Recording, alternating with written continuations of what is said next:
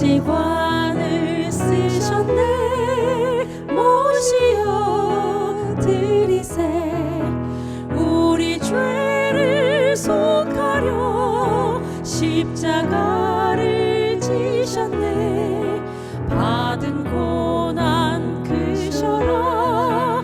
모시어 드리세. 보라 성자 오셨네. 모시어 드리세. 영광 중에 계신 주 모시어 드리세. 헛된 교만 버리고 우리 구주 모시어 영원 복락 누리세. 모시어 드리세. 주여 내가 믿으니 오소서 오소서. 주여 환영하오니 오소서 오소서. 생명길로 이끄사 슬픔 위로하시고 진리 알게 하소서. 오소서 오소서. 생명길로 이끄사 슬픔 위로하시고 진리 알게 하소서. 오소서 오소서.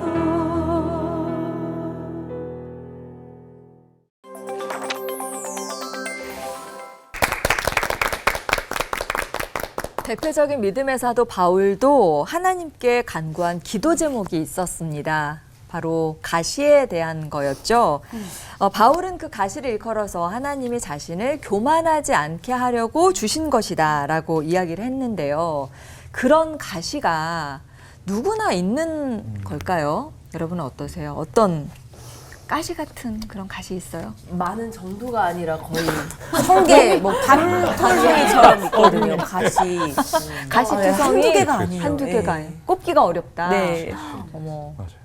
저는 그냥 그런 것도 궁금한 것 같아요. 가시라는 자체가, 그러니까 사도 바울이 갖고 있던 그 가시가 연약함을 말하는 건지 아니면 나의 단점을 얘기하는 건지, 그러니까 하나님이 주시는 가시와 그냥 내가 생각할 때 나의 단점과 또 다를 수도 있을 것 같아서 그 이번 말씀을 통해서 이 가시에 대해서 정확하게 좀 개념을 제가 잡을 수 있는 기회가 됐으면 좋겠어요. 네. 목사님들의 가시도 참 궁금하거든요. 목사님들은 어떠세요? 나는 가시가 있다, 없다.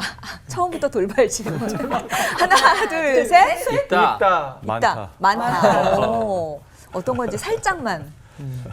뭐 가시가 너무 많죠. 내 육체 연약함도 있을 수 있고, 과거에 행한 죄와 허물이 있을 수도 있고, 또 나를 공격하는 타인의 가시도 있고. 네. 그런데 이제 정말 고마운 거는 그 가시에 계시가 걸려 있다는 거. 그래서 가시가 계시되게 하는 거. 그런 은혜가 있는 것 같아요. 네. 오늘 이제 우리가 가시가 어떤 의미인지 이렇게 나누게 될 텐데, 저는 그렇게 해석이 됩니다. 이렇게 해결되지 않은 연약함들, 아픔들, 관계들 이렇게 다 가시일 텐데, 그러니 모두가 가시가 있죠. 특히 목회자들의 가시가 참 많은데, 근데 그 가시 덕분에 하나님을 더 가까이 만나게 되는 것 같아요. 유명한 속담이 있습니다. 가시에 찔리지 않고는 아름다운 장미를 먹을 수가 없다. 가시가 없으면 훌륭한 계시를 받는 목사가 될 수 없습니다. 노가시 노계시입니다. 와. 오늘 제목부터 또 라임을 또 따주셨네요. 자, 성경 속에서는 그러면 가시와 계시 어떻게 연결이 되어 있는지 좀 알아봤으면 좋겠습니다. 오늘 어떤 설교 준비하셨을지 처음부터 좀 세게 나가주실 것 같은데요. 이건우 목사님 말씀 듣겠습니다.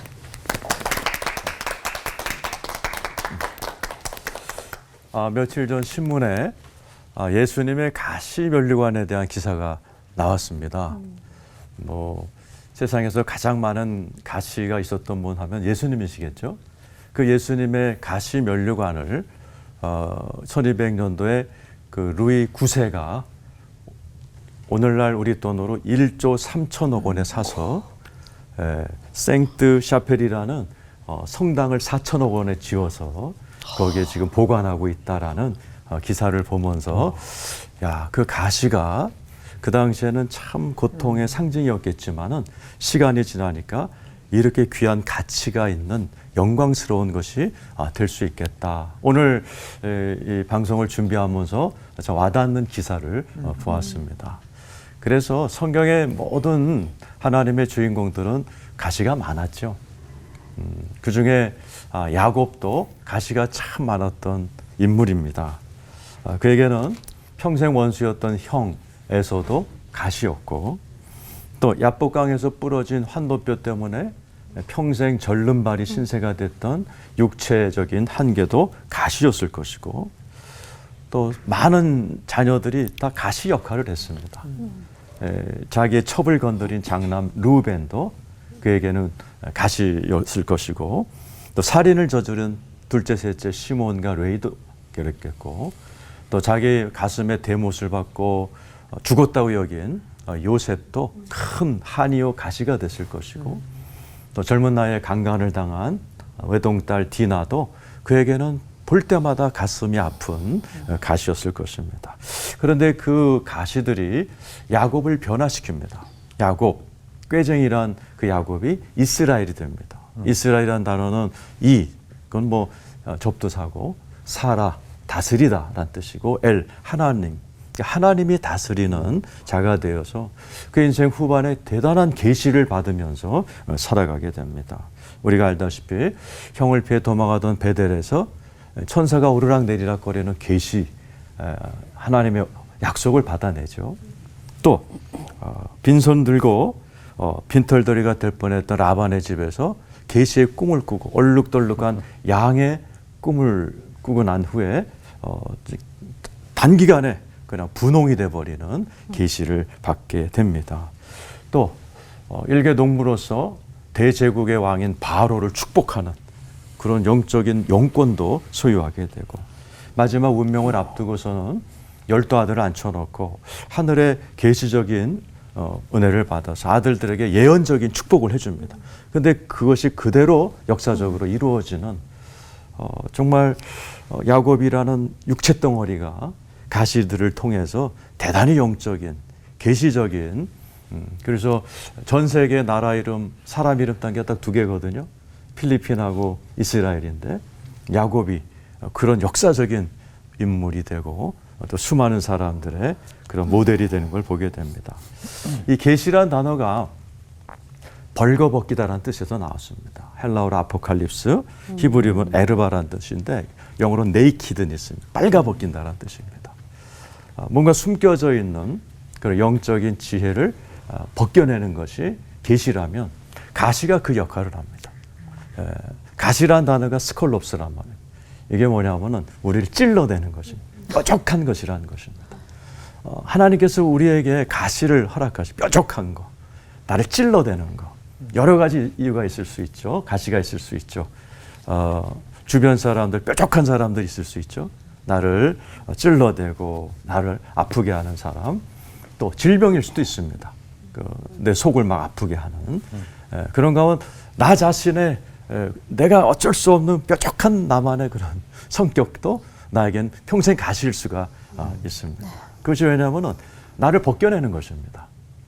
내 안에 있는 속사람을 벗겨내려면 이 질긴 육의 사람, 겉사람이 가시에 의해서 산산조각 찢겨져 나가는 그런 체험이 반드시 있어야 됩니다. 왜냐하면 고린도전서 2장 14절에는 육에 속한 사람은 영의 일을 알지 못하기 때문이다. 영의 일을 알기 위해선 육의 모습으로는 되지 않습니다. 그래서 육신인 우리들을 영의 사람으로 만들기 위해서 하나님이 가시를 허락하기 때문에 이 가시를 잘 대해야 됩니다. 이 가시를 잘 대하지 않으면 가시에 찔려 죽습니다. 근데 가시를 잘 대하면 훌륭한 사람이 되고 계시의 사람이 돼서 사도 바울도 처음에 그걸 모르고 막 가시 없애주세요 막 우리처럼 기도했다가 하나님의 깨달음을 얻고 그 가시를 소중히 여기고 막 자랑하고 기뻐하는 이야기를 여러분 잘 알고 계실 겁니다. 우리 주변에도 그런 분 많죠. 한때 장관을 하셨던 아주 귀하신 우리 장로님이 자녀를 낳았는데 장애아를 낳습니다. 그래서 굉장히 멀리 했다고 그래요. 그러면서 늘 자기 입으로는 너만 아니었으면 내 인생은 100점인데 너 때문에 옥에 티가 생겼다라고 항상 불만을 하셨답니다. 어느 날 예배 시간에 하나님의 음성을 처음 들으신 거예요. 이분이 과학자신데 처음으로 영적 체험을 하시는데 하나님이 정광석과 같이 얘기하시더래요. 넌 네 아들로 인해 왜 감사하지 않느냐? 네 아들이 아니었으면 너 예수 믿었겠냐? 네 아들이 아니었으면 너 장로 됐겠느냐? 아들로 감사해라. 이런 음성을 듣고 그날 처음으로 아들을 감사했다는, 그리고 우리나라 기도 운동에 아주 초석이 되는 일을 하신 분이 계십니다. 칼 융이라는 분이 그러셨습니다. 그림자를 껴안으면 그림자가 결국은 황금이 된다. 그림자가 가시 같은 겁니다. 내 삶에 바울처럼 없었으면 좋을 것, 하나님 걷어갔으면 좋을 사람, 이거 전부 다 거리를 두고 싶지만 칼 융은 끌어안아라. 그것이 황금이 된다. 오늘 이 방송을 통해서 여러분 아마 가시 없는 분 안 계실 겁니다. 그 가시를 우리가 소중히 여기는 법, 또 가시를 통해서 또 계시의 사람이 되는 거 배우셔서 여러분들이 행복한 우리 성도들이 되시기를 축원합니다. 기도하겠습니다. 하나님 아버지, 저희들에게 가시를 허락해 주셔서 감사합니다. 올바른 태도로 가시를 잘 품음으로 우리가 남은 인생 계시를 받으며 살아가는 복된 성도들이 되게 하여 주옵소서. 예수님 이름으로 기도드리옵나이다. 아멘.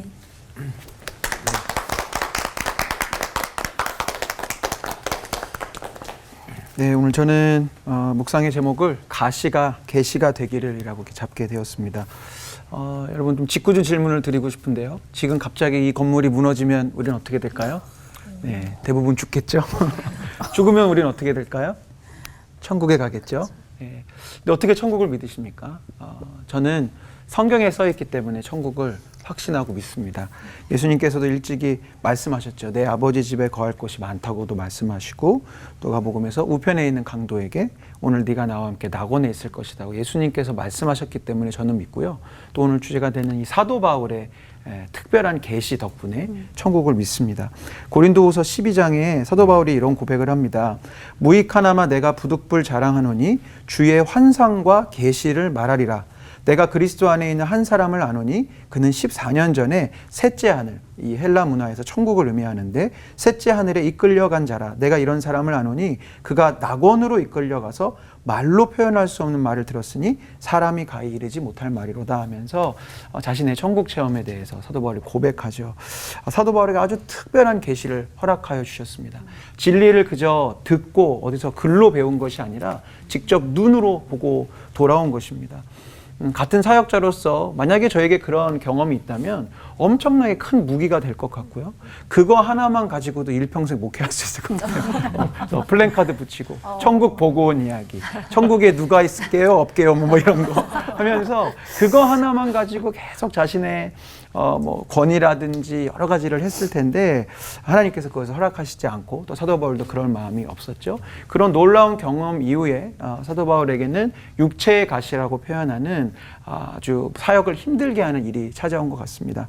누군가는 그의 육체의 가시가 뇌전증, 간질의 증상이라고 하는 분도 있고 안질이라고 하기도 하고요. 바울도 얼마나 괴로웠는지 그가 하나님 앞에 낫게 해달라고 이 가시를 거달라고 기도했지만 3번이나 간구했지만 주님이 걷어가 주시지 않으시고 오히려 모질게 이런 말씀을 하십니다. 고린도후서 12장 9절에 그렇게 기도하고 있던 바울에게 나에게 이르시기를 내 은혜가 너에게 족하도다. 이는 내 능력이 약한 데서 온전하여짐이라 하신지라. 우리는 그저 은혜롭게 듣는 구절이지만 처음에 사도 바울의 마음이 굉장히 힘들었을 거예요. 고쳐주시지 않는다는 뜻이었죠. 묵상하고 고민하던 중에 사도 바울이 이런 멋진 결론으로 나옵니다. 그러므로 도리어 크게 기뻐함으로 나의 여러 약한 것들에 대해 자랑하리니 이는 그리스도의 능력이 내게 머물게 하려 함이라. 그러므로 내가 그리스도를 위하여 약한 것들과 능욕과 궁핍과 박해와 곤고를 기뻐하노니 자신의 가시를 다 열거하고 있습니다. 이는 내가 약한 그때에 강함이라라고 선포하죠.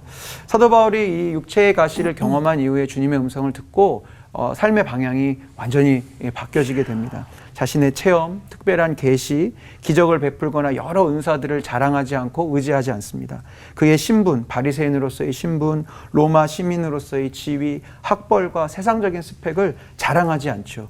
대신에 사도 바울은 자신의 약함, 가시들, 공고하고 핍박당하고 어려움을 당한 것을 오히려 자랑하고 그것을 기뻐하고 그것을 의지합니다. 왜냐하면 주님이 말씀해 주신 대로 자신의 약함을 자랑하고 바라보면 바라볼수록 하나님의 능력을 의지할 수밖에 없고 진정한 강함 되시는 주님의 능력을 육체의 연약함과 가시를 마주할 때에 비로소 사도 바울도 사용할 수 있었기 때문이죠.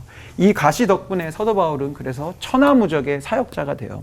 빌립보서에 이렇게 말씀하죠. 내가 궁핍함으로 말하는 것이 아니라 어떤 형편에든지 나는 자족하기를 배웠노니 나는 비천에 처할 줄도 알고 풍부에 처할 줄도 알아 모든 일 곧 배부름과 배고픔과 풍부와 공표에도 처할 줄 아는 일체의 비결을 배웠노라. 내게 능력 주시는 자 안에서 내가 모든 것을 할 수 있느니라는 이 유명한 표현이 이 가시에 대한 경험과 가시를 품고 하나님 사역을 감당할 때 진정한 능력 되시는 강하신 주님을 경험하고 난 이후에는 가시가 있던 없던 연약함이 있던 없던 간질 증상이 있던 없던 내게 능력 주시는 자 안에서 능력 있게 사역할 수 있음을 고백하는 인생이 되었습니다.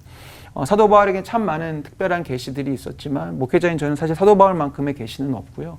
이따가 잠시 나누겠지만 방언의 은사를 받은 정도 특별한 계시라면 저에게 있어서 그러나 특별한 가시는 너무너무 많죠. 저에게는 편두통도 있고요. 이런 환절기에 찾아오는 비염도 있고 소화불량도 있고 또 여러 가지 힘들게 하는 관계들이 여전히 있는데요. 그 육체의 가시로 말미암아 저 스스로도 주의 은혜가 없이는 이렇게 이 자리에 설 수 없음을 고백하게 됩니다.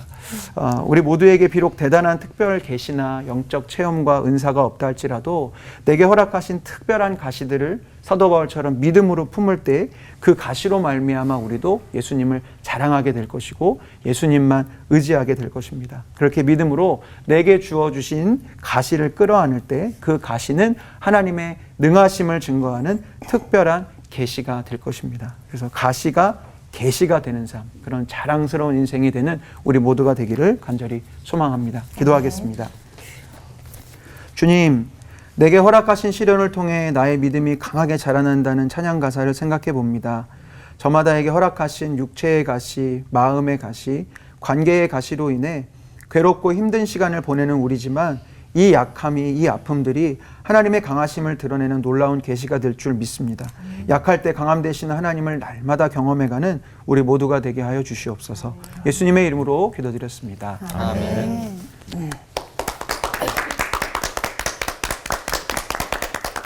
제가 오늘 여러분과 함께 나눌 말씀의 제목은 계시와 가시의 변주곡입니다. 말씀은 갈라디아서 4장 13절에서 16절 말씀으로 함께 나누겠습니다. 고린도후서 12장에 그 계시와 가시에 대한 이야기가 깊이 이미 나와 있습니다. 특별히 바울의 훌륭한 점은 하나님이 주신 계시와 자기를 철저히 분리했다는 것입니다. 하나님이 주신 것이지 자기가 개발한 게 아니죠. 더 놀라운 것은 가시와 자기를 또 분리했다는 것입니다. 자기의 실수와 죄이지만 하나님이 주셨다 이렇게 나오죠. 사탄의 사자를 내 몸에 주셨다 이렇게 나오는 거지 자기의 것이라고 고백하지 않습니다. 그래서 인간은 계시 때문에 교만하지 않고 가시 때문에 좌절하지 않을 수 있는 거죠. 그래서 우리가 이 계시와 가시를 잘 소화하는 것이 굉장히 중요한데요.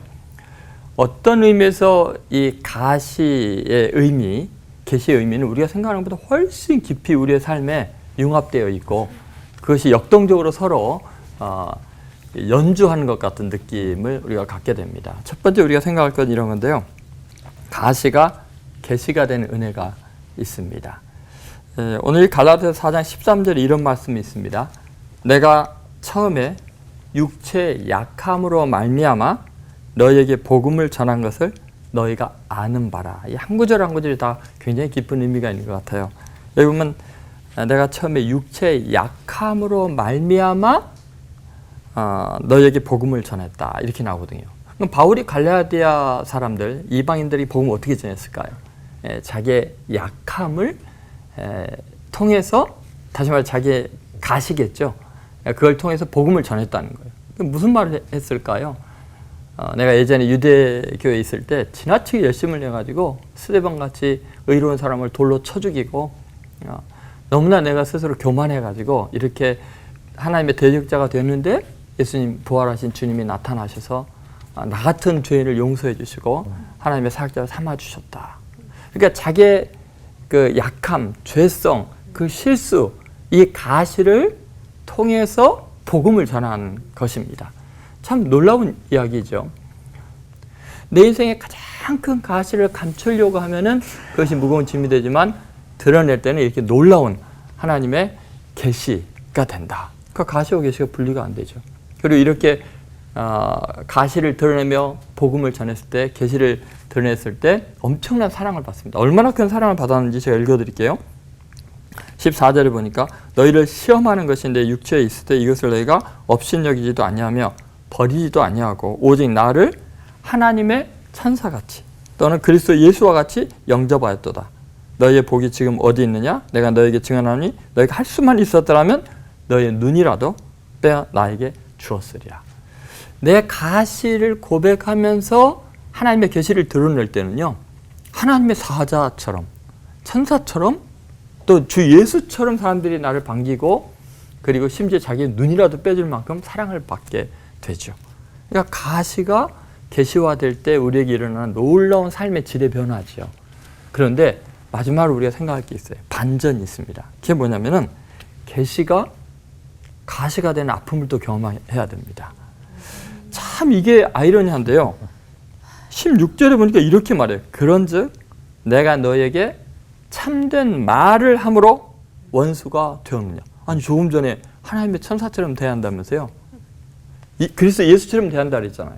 눈이라도 뺄 정도 좋아한다고 해놓고 내가 참된 말을 함으로 너희가 나를 원수로 대하느냐.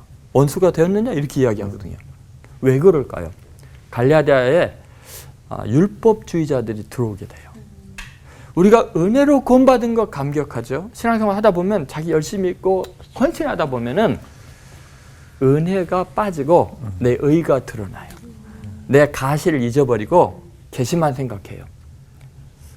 그 순간에 계속해서 가시를 드러내는 복음의 진리를 전하면 우리는 죄인이고 오직 은혜로만 구원받지 행위로 자기 의로는 구원 못 받는다는 복음이 계속 전파되면은 반드시 원수가 되게 돼 있습니다. 우리 인간은요, 자기 의 조금만 틈만 나도 자기의 가시를 순간적으로 잊어도 자기 우상화에 빠지거든요. 그러면요, 복음 전하는 사람이 제일 꼴보기 싫습니다. 그렇게 내가 헌신했는데 그 헌신이 다 쓸데없대. 오직 은혜래. 예수 그리스도의 보혈 외에는 자랑할 것이 없다고 그래요. 그러면 너무 화가 나죠. 그러니까 바울이 율법주의자가 들어오면서 원수가 되는 거죠. 그래서 바울은 가는 곳마다 핍박을 받습니다. 복음을 전하는데. 왜냐하면 인간은 하나님 대신 자기를 숭배하기를 원하기 때문에 그렇죠. 그래서 우리가 복음을 전할 때는 꼭 기억해야 돼요. 계시가 가시가 될 수도 있다. 계시와 가시의 변주고 그것이 우리 인생의 모든 삶입니다. 그렇기 때문에 가시도 잊지 말고 계시도 놓치지 않는 귀한 삶이 되기를 주의 이름으로 축원드립니다. 기도하겠습니다. 하나님, 저희는 계시만 갈망했고 또 계시 받음으로 교만해졌었습니다.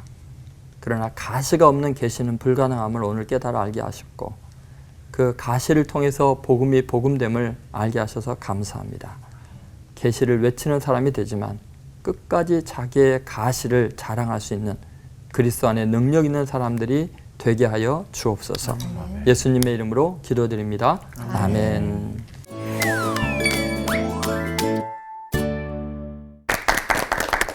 노 가시, 노 계시. 가시가 없으면 계시가 없고 계시도 가시가 될 수 있다는 말씀. 설교 말씀 들으면서 생각이 굉장히 많아졌어요. 여러 가지가 막 연결이 되고 꼬리에 꼬리를 물었는데 올포원 가족분들도 많이 공감을 하신 것 같은데 아까 우리 설교 듣기 전에 나에게 가시란 얘기 나눴잖아요. 설교 듣고 나서 뭐 달라진 게 있어요? 저는 이거를 평생 내가 안고 가야 되는 문제구나 찬양할 때마다 이 긴장되고 그러는 저 그 되게 괴롭거든요. 네. 근데 이거를 내가 안고 나의 약함을 하나님께 하나님의 강함으로 드러낼 수 있을 때까지 내가 계속 이걸 안고 가야 된다는 생각하니까 소망도 되면서도 아득하기도 하고. 네, 좀 그러네요. 네.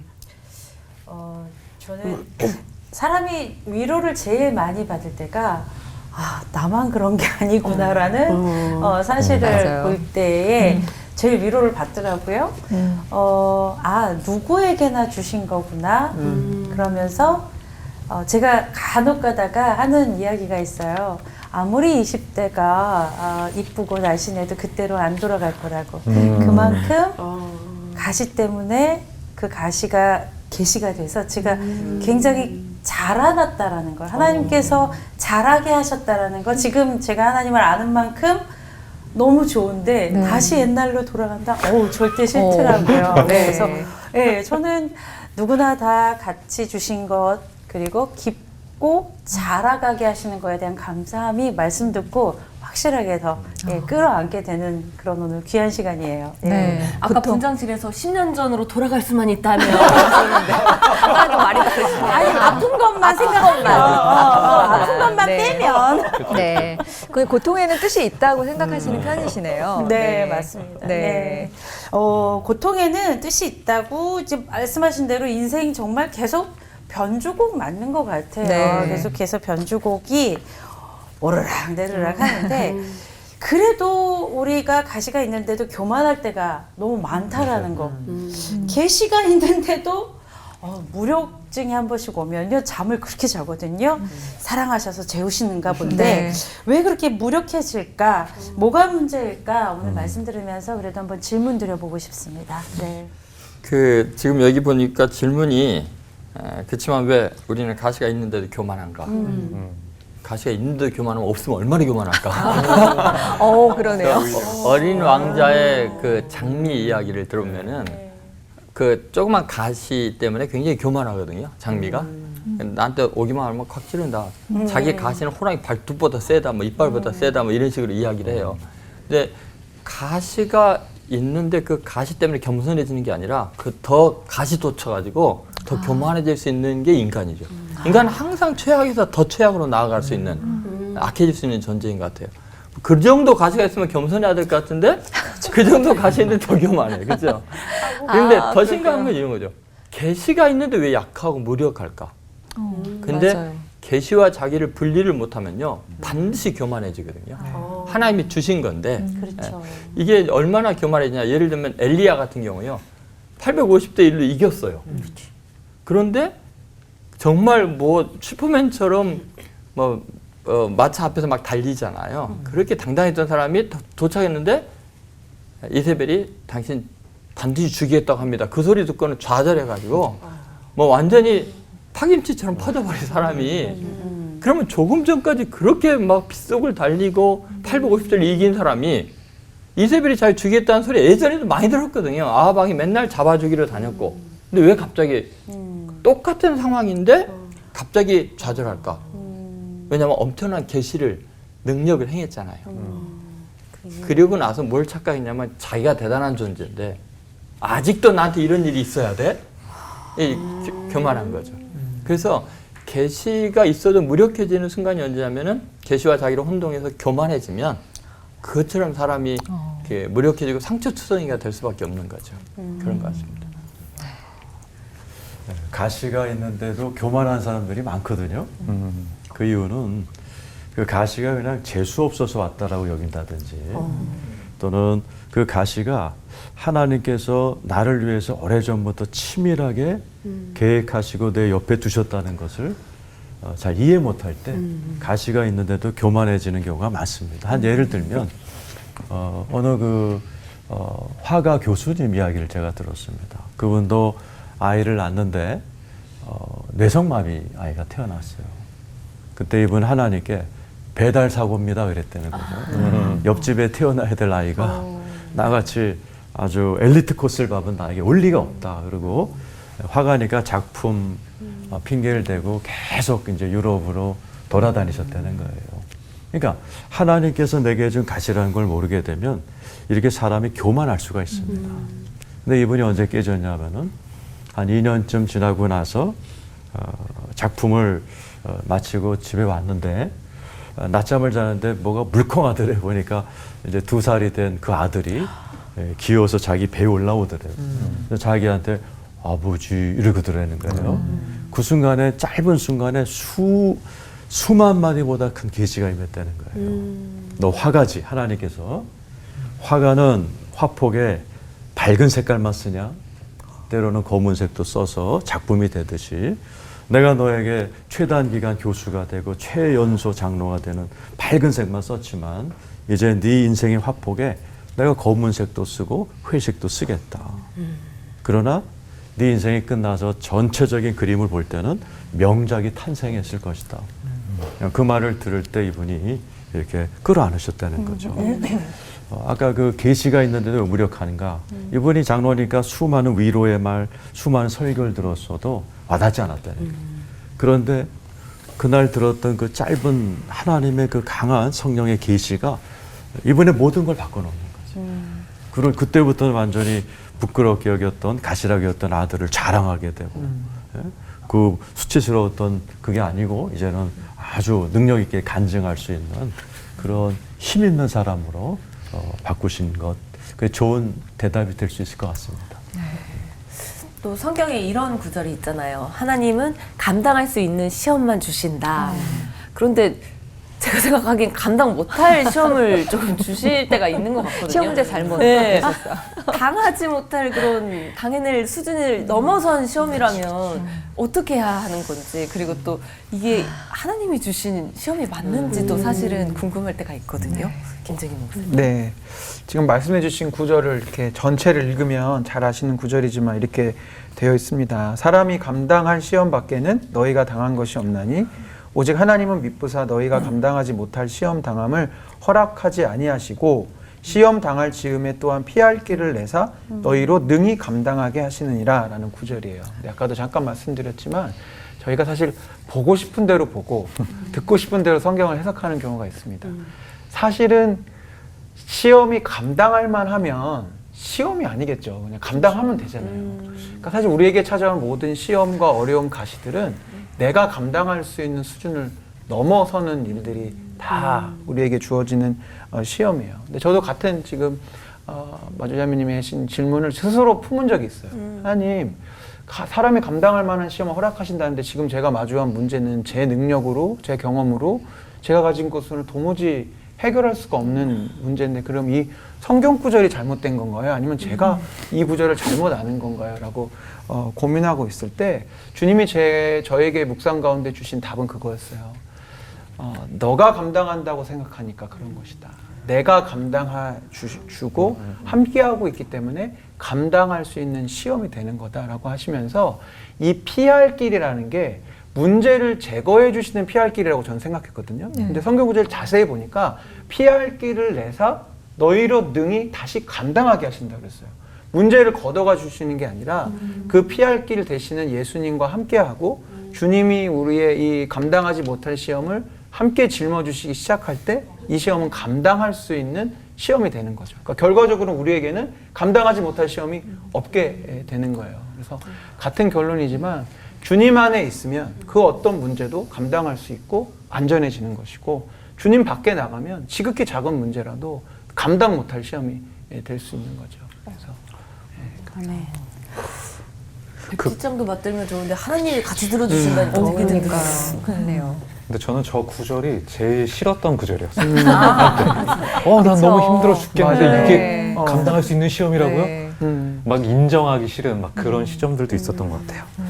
근데 이 성경 속에 가시를 통해서 하나님의 계시를 받게 된 사람들이 많이 나오시잖아요. 근데 그런 분들에 대해서 좀 더 알고 싶거든요, 이건호 목사님. 그분들은 이 가시를 대하는 태도가 뭐 일반적이진 않으셨을 것 같거든요. 성경에 많이 나오죠. 그러니까 사울과 다윗이 좋은 대조를 이루는데 사울 왕은 눈에 가시였던 다윗을 아주 비성경적으로 대했죠. 미워했고 증오했고 파괴하려고 근데 오히려 자기가 망해버리고 자기 가문이 그냥 끊어지는 그런 아픔을 겪지만 다윗에게 사울은 두고두고 가시였거든요. 얼마나 많은 고통을 주었어요. 그러나 다윗은 사울에게 죽일 기회가 있어도 죽이지 않습니다. 그 사울을 끝까지 이렇게 왕으로 기름 부은 자로 대접을 하면서 끝까지 견뎌내는 다윗의 그 일상이 쭉 나와 있죠. 결국 다윗은 어마어마한 계시의 사람이 되잖아요. 시편의 주옥 같은 노래들을 다윗이 하늘로부터 받았고 또 하나님이 친히 넌 내 마음에 합한 사람이라. 정말 이런 하나님과 깊은 교제에 들어가는 귀한 사람이 되죠. 그러니까 가시를 어떻게 대하는가를 우리에게 보여주는 좋은 대조인 것 같고 아까 제가 설교 때 야곱 얘기를 했지만 그 아들 요셉도 마찬가지입니다.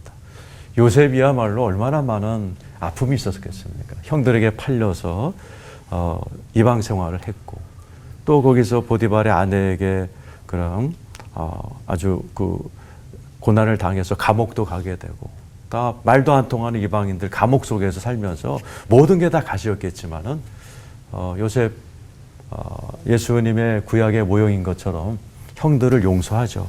그래서 한 유명한 말 있잖아요. 당신들은 나를 해하려 했지만 하나님께서는 큰 구원을 이루시려고 나를 먼저 보내신 거예요. 이거 같은 계시적인 멘트가 없죠. 그래서 요셉은 사실 마마보이였거든요. 그러나 그 가시를 통해서 형들과 자녀들을 먹여 살리는 큰 인물이 되면서 기근을 만난 지중해권을 다 먹여 살리는 지혜, 조세법이라든지 인사관리, 물류법 이 모든 계시를 받아서 그러니까 한 시대 기근을 만난 세대를 살리는 아주 위대한 사람이 되죠. 그러니까 가시를 어떻게 대하느냐에 따라서 우리가 훌륭하고 큰 사람이 될 수 있다는 좋은 모델인 것 같습니다.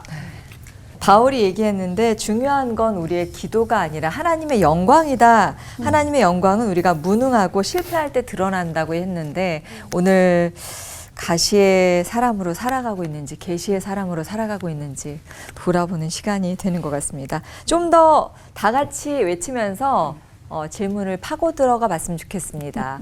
목사님, 진짜 궁금해요. 네. 첫 번째로 김종훈 목사님께 질문 드려볼게요. 가시적으로 보이는 그런 가시 말고요. 구체적으로 조금 어떤 가시들이 있는지. 왜요? 오늘 라임 대잔치. 네. 구체적으로 조금 알려주셨으면 좋겠는 게 하나님이 허락하시는 가시와 우리가 그냥 느끼는 그 고통의 그 가시는 어떤 차이가 있는지 궁금해요. 예리하네요, 질문. 네. 일단은 우리에게 주어진 고통을 좀 객관적으로 나 자신이 마주하고 있는 고통을 좀 객관적으로 이렇게 분별하는 그런 연습을 계속 하면 좋을 것 같아요. 그러니까 뭐 여러 종류의 고통이 있을 수 있겠지만 고민해 보니까 한 3가지 정도로 이렇게 고통을 어려움을 구별할 수 있겠더라고요. 우선은 나의 연약함과 잘못 때문에 찾아오는 고통이 있어요. 아주 쉬운 예로는 수능을 공부하는 학생이 공부를 하지 않았기 때문에 대학에 가지 못하는 고통이 있을 수 있겠죠. 그건 누구의 잘못도 뭐 하나님이 허락하신 고통이 아니라 스스로 게을렀기 때문에 찾아오는 고통이고요. 뭐 불규칙한 생활 습관이나 폭식, 야식해서 건강이 상해서 찾아오는 몸의 통증들은 사실은 자신의 연약함 때문에 찾아오는 고통으로 볼 수 있고 사실 많은 경우에 관계의 가시 뭐 이렇게 얘기하는데 가만 보면 내가 주님의 마음으로 사랑하지 못하고 섬기지 못했기 때문에 찾아오는 관계에 어려움이 있는 경우도 많아요. 근데 저도 뭐 연약한 존재지만 고통의 한복판에 있을 때 우리가 자꾸 하나님이 주신 고통이에요? 뭐 사단이 준 고통이 자꾸 이렇게 생각하게 되는데 우선은 혹시 내가 부족하거나 게을렀거나 안 일했던 건 없는지 좀 바라보는 게 필요하고요. 누구의 잘못도 아닌 시대적인 고통이 오는 경우가 있겠죠. 뭐 일제 강점기의 시간을 지나간 우리 선조들은 그냥 그것 자체가 고통이셨을 거예요. 그리고 가까이 우리 IMF의 어려움이 있었고 뭐 코로나 때도 우리가 어려웠고 이런 시대적인 아픔은 그것을 그렇게 해석해야 되지 그걸 뭐 개인적인 잘못이나 뭐 하나님께서 나에게 주신 벌처럼 여겨서는 안 되는데 이제 마지막 3번째 범주가 주님이 주신 가시 혹은 주님이 허락하신 시련이라고 볼 수 있죠. 나의 잘못이나 시대적인 이런 어려움이 아님에도 불구하고 나에게 주어진 어떤 이유를 알 수 없는 고통들, 어려움들 이따가도 잠시 나눌 기회가 있을 것 같은데 저에게는 편두통 증세가 있는데 그냥 갑자기 이렇게 찾아오는 거예요. 병원을 가도 원인이 특별히 없대요. 그러니까 저는 늘 그런 긴장 가운데 살아야 되는 거죠. 그런 경우에는 하나님이 나에게 허락하신 그런 가시일 수 있는데 중요한 거는 그 어떤 형태의 고통이든 주님 안에 있을 때 이 고통을 주님께서 선용하시고 결코 이 고통을 낭비하시지 않는다는 거죠. 나의 잘못이나 연약함 때문에 찾아온 고통을 통해 내가 더 나은 사람이 될 수 있도록 만들어주시고 시대적인 아픔의 시간들을 지나서 하나님께서 만들어 가시는 전 우주적인 구원과 하나님께서 하신 큰 일들을 우리가 볼 수 있게 되고 당연히 주께서 허락하신 가시가 계시가 되는 거 오늘 계속 이야기하고 있잖아요. 그래서 정말 주님 앞에 주님 안에서 헛된 고통은 없습니다. 제가 잘못한 가시도 계시가 될 수 있다는 그렇죠. 거죠. 다행이다. 제가 잘못한 가시밖에 없었거든요. 너무 찔렸어요. 네, 고통을 선용하신다는 말이 딱 와닿네요. 네. 조동천 목사님께 저는 여쭤보겠습니다. 이 사람도 가시가 될 수 있는지. 왜냐면 사람을 보고 저희가 눈엣 가시라고 하잖아요. 근데 사실 사람이 힘들게 하는 게 제일 크긴 하거든요. 맞아요. 그리고 또 멀리 있는 사람이 힘들게 하진 않아요. 네, 가까이 보거나 자주 보거나 매일 보거나 뭐 무슨 일이 있거나 네, 그런 사람들이 이제 가시가 되긴 한데 그때는 그 사람만 보이지 하나님이 안 계시는 것 같이 느껴지거든요. 어떻게 해야 될까요? 지금 그 눈의 가시라는 표현이 되게 재밌어요. 우리가 많이 쓰는 표현인데 사전을 제가 찾아봤어요. 이번 기회에. 그랬더니 너무 재밌는 표현이 있는데 몹시 미워 항상 눈에 거슬리는 사람 이런 뜻이 뭐 우리가 이제 이해하는데 눈의 가시라는 말에 그 처음에 이제 바로는 어떻게 되냐면 남편의 첩을 가르치는 말이에요. 남편의 첩. 그러니까 그 얼마나 눈에 가시겠어요. 그러니까 눈에 가시라는 말이 남편의 첩이라는 데서 이제 나오게 됐다는 거죠. 근데 사실 내 몸이 아픈다든지 또는 상황적으로 어려움을 겪는다든지 뭐 이런 것보다도 훨씬 우리 인생에서 많이 나타나는 것이 사람으로 인한 공격이죠. 그 관계로 인한 아픔들 이게 정말 많은 것 같아요. 근데 바울이 이제 오늘 본문에서 이제 사탄의 사자를 육체 내 몸에 가시, 육체의 가시 곧 그 다음에 사단의 사자를 주셨으니 이렇게 나오잖아요. 그래서 이제 학자들이 굉장히 고민을 많이 했어요. 바울이 말하는 육체의 가시가 뭘까? 그래서 안질이다, 간질이다, 뭐 이런 걸 비롯해서 뭐 결혼하지 못한 거다. 그래서 아마 성욕도 있을 거다. 뭐 이런 것도 있고 그런데 본문을 잘 보면은 육체의 가시 곧 사단의 사자를 주셨으니 이는 내 몸을 쳐서 나를 쳐서 공격하는 거죠. 사탄의 사자라고 할 때 이 사자라는 단어가 안겔로스라는 헬라어가 쓰였어요. 근데 안겔로스라는 뜻은 그 요세푸스라든지 헤로도투스라든지 굉장히 많은 그 그리스 원어의 그 의미들을 보면은 메신저 또는 천사 이런 뜻이 있어요. 그러니까 결국은 바울에게 육체 가시는 뭐냐면 사탄의 메신저들. 그리고 이 뭐 갈라디아서서 쓰임 받을 때는 뭐 고린도 교회에서도 마찬가지고 율법주의 같은 경우는 굉장히 심각한 사탄의 그 앞잡이 노릇하는 거죠.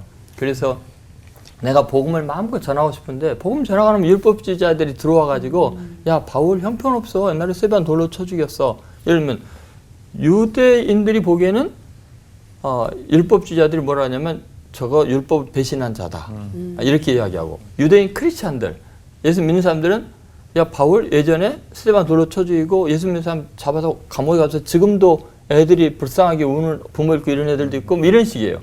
그러니까 바울을 공격하기 가장 좋은 것이 바로 이런 그 바울의 약함을 드러내서 바울이 세운 교회를 두 쪽을 내는 거죠. 결국 이제 가시 같은 사람들을 어떻게 내가 대하느냐가 굉장히 중요한 것 같아요. 이건호 목사님께서 말씀하셨듯이 다윗 같은 경우는 사울이라는 가시 때문에 가장 많은 계시를 얻게 돼요. 사울왕이 죽도록 쫓아다니니까 피할 곳이 없으니까 여호와는 나의 산성이시오, 나의 요새시오, 나의 피할 바시오 이런 계시를 어디서 받겠어요? 아니 창조주 하나님을 감히 요새로 표현을 하고 내 뭐 힘이시고 나의 빛이고 이렇게 표현하잖아요. 이런 계시는 사울왕이 없었으면 그런 계시를 못 받았을 거예요. 그런 고백이 안 됐을 거예요. 그런 의미에서 어쩌면 우리는 계시와 가시를 이게 분리하는 것이 이렇게 따로따로 생각하는 게 불가능해요. 동전의 양면 같아요. 계시가 있어야 가시가 있고, 또 가시가 있으면 계시가 있으면 가시가 있고, 가시 있으면 또 계시가 있게 마련이에요. 그래서 우리는 이 계시와 가시를 잘 소화할 능력이 있어야 돼요. 하나님은 그걸 원하신 것 같아요. 그런 말씀. 눈의 가시도 은인이 될 수 있대요. 이런 말인가요? 이번엔 이건호 목사님께 질문 드려볼게요. 그렇다면 더 이상의 특별 계시는 없는 건지 궁금합니다. 아니면은 일반 계시도 특별 계시처럼 작동할 수 없는 걸까요?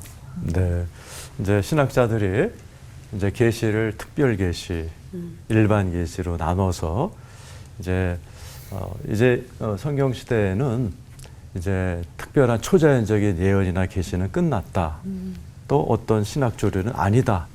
논쟁이 많아요. 근데 우리가 그게 논쟁에 빠질 필요 없이 하나님은 골로새 3장 11절에 보면 모든 만물 가운데 그리스도가 계시기 있고, 또 로마서에 보면은 모든 피조물 가운데 하나님을 더듬어 알 수 있는 흔적을 다 남겨놓으셨거든요. 그걸 볼 수 있는 게 이제 성령님의 은혜죠. 칼빈이 성령님은 안경과 같다 그랬습니다. 그래서 우리가 성령의 은혜를 받으면 모든 만물 가운데서도 계시를 받을 수 있죠. 내 주변에 일어나는 여러 가지 자연 현상들, 일상 가운데서도 얼마든지 나에게 특별한 계시가 되면 그게 특별 계시인 것 같아요. 제가 유학 시절에 굉장히 몸이 아파서 의사가 석 달 동안 절대로 책 보지 말라고 그랬습니다. 그래서 제가 학교도 못 나가고 매일 아침 바닷가를 나갔어요. 산타모니카 비치에 나가서 하루 종일 병든 닭처럼 파도만 봤습니다. 그러면서 이제 유학을 포기해야 되나, 내가 뭔 놈의 죄가 많아서 이렇게 몸이 아픈가. 그렇게 석 달째 되는 어느 날 파도를 보는데 확 깨달음이 왔어요.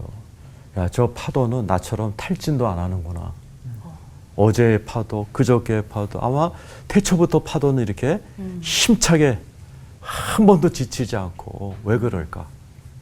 이게 하나님의 힘이구나. 그래서 저한테 확 와닿기를, 이제부터는 내가 내 힘으로 살지 말고 저 인류 역사를 통해서 끊임없이 변함없이 힘차게 몰아치는 주님의 은혜의 파도를 힘입어서 앞으로 살아야 되겠다 하고서 저거 위험한 기간을 제가 벗어난 경험이 있거든요. 그건 파도, 그 일반 계시잖아요. 근데 나한테 특별한 계시로 다가왔어요. 그래서 모든 삶의 일상이 이렇게 성령의 도움으로 깨달음이 온다면 그것 또한 특별하다고 생각합니다. 바다 보러 한번 가야겠네요. 필요해요. 합시다. 네, 오늘 내가 살고 있는 일상 속에서 하나님은 어떤 말씀을 주고 계시는지 우리가 눈을 크게 뜨고 또 귀를 열고 하나님의 목소리를 좀 들어봤으면 좋겠다는 생각이 들고요. 바울도 나의 약함을 자랑하면서 하나님의 일을 하는 종으로 쓰였는데 우리가 좀 참 진리를 만난 하나님의 일꾼이 되면 좋겠다 그런 생각도 들었어요. 네. 네. 이제 목사님들의 가시가 점점 궁금해지는데요. 목사님들을 이렇게 가시를 통해서 목사님들의 연약함을 온전하게 했던 그런 경험들이 있으셨는지 나눠주시면 좋겠습니다. 제일 조금 살아서 가시가 그나마 적은 저부터 뭐 가시가 되게 많은데 아까부터 이제 편두통 얘기를 드리는데요. 이게 고등학교 때부터 시작이 됐어요. 그러니까 그냥 보통 편두통이라고 하면 머리 한쪽이 아프다고 생각하시는데 아예 병명도 다르고 약도 다르더라고요. 나중에 알게 된 건데. 그래서 이게 편두통이 전조 증상이 먼저 옵니다. 그래서 눈 한쪽에 뭐가 막 이렇게 생기면서 눈이 일시적으로 어느 시간 동안 이렇게 잘 안 보여요. 이 아지랑이 같은 게 너무 많아져서. 그러고 나서는 진짜 누워 있을 수밖에 없는 극심한 이제 두통이 찾아오니까 이제 편두통이 찾아오면 그날은 이제 속된 말로 그날 버려야 되는 거예요. 근데 뭐 학생 때나 이럴 때는 뭐 찾아와도 하루 쉬거나 뭐 학교 못 가거나 뭐 그런 정도였는데 사역을 시작하고 나니까 두렵더라고요. 예를 들어 이렇게 설교를 해야 되러 단위에 올라가야 되는데 갑자기 그게 찾아오면 어떡하지? 찬양을 인도해야 되는데 찾아오면 어떡하지? 오늘도 어제 CBS로 오려면 목동까지 운전을 하면서 와야 되는데 만약에 갑자기 찾아오면 어떡하지? 어느 순간 굉장히 불안하고 두려웠는데 달리 생각하기로 생각했어요. 왜냐하면 내가 그 자리를 가서 하나님의 일을 감당할 수 있음을 주님이 허락하신다면 주님께서 지키실 것이고, 그래서 이제 와서 이렇게 하게 되면 내가 잘나서가 아니라 하나님의 은혜로 허락해 주셔서 내가 말씀을 전하고 지금 무언가를 하고 있는 거구나라고 이렇게 느껴지게 돼요. 그래서 저는 물론 지금도 편두통이 올 걸 생각하면 두렵고 힘든 일이지만 그 육체의 가시로 말미암아 매 순간 이렇게 사역의 자리에 설 수 있음이 정말 그냥 미사오구가 아니라 하나님의 허락하심이고 은혜구나라는 것을 이렇게 깨달아 느껴요. 네. 모든 것은 하나님께로부터 오는 것 같아요. 가시도 계시도 하나님께로부터 오는 건데 항상 양면성이 있다. 예를 들면은 그런 것 같아요. 몸이 너무나 약해지잖아요. 기력이 없잖아요. 영이 맑아지고 깊어집니다. 그래서 금식기도도 하고 그런 것 같아요. 그리고 사람들이 떠나잖아요. 너무나 슬프고 힘들어요. 그런데 하나님이 가까이 옵니다. 하나님밖에, 그러니까 아브라함이 롯이 떠날 때 하나님이 롯에게 나타나셔요. 창세기 13장에 보면은 참 가시 같은 아픈 일인 것 같은데 계시가 임하는 거 아니겠어요? 경제적인 뭐 공경, 너무나 그 경제로 어려운 성도들 보면요, 그냥 새벽부터 와서 막 쫙 부르짖고 그러다가 막 방언하고 예언하고 보면은 저 사람은 경제적으로 가난한 것 때문에 엄청난 영적인 부자가 됐네. 경제적으로 굉장히 부유한 사람은요, 기도도 안 해요. 왜요? 돈이면 다 해결되니까. 그래서 가만히 생각해 봤어요. 내 자신에게 있는 가시들, 그건 전부 다 계시성이 있다. 그래서 사실은 뭐 제가 몸이 아프면 아픈 사람 이해하게 되고요. 바로 동감하게 되고요. 하나님 예수 그리스도의 아픔을 느끼게 되고, 배신을 당하면 그대로 영적인 위로가 오죠. 예수님께서 나는 너보다 더 많이 배신당했어. 몸이 아프면 예수님의 고난에 대해서 조금이라도 동참할 수 있고, 그래서 가시에는 반드시 계시가 있기 때문에 하나님은 절대로 손해보지 않게 하신다. 그런 은혜 가운데서 그냥 이렇든 저렇든 감사하면서 누리면서 살아가고 있습니다. 네. 가시는 피할 수 있으면 피하고 싶다는 생각이 들지만 그 가시로 인해서 우리가 또 성장하기를 원하시는 주님의 마음도 있겠구나라는 걸 또 깨닫게 됩니다. 눈물 속에서 무지개를 보는 눈을 좀 가졌으면 좋겠고요. 결코 헛되지 않은 날들 생각하면서 끝인사 힘차게 외쳐보도록 하죠. 가시가 계시가 되는 기적으로 하나 되는 시간 올보 원.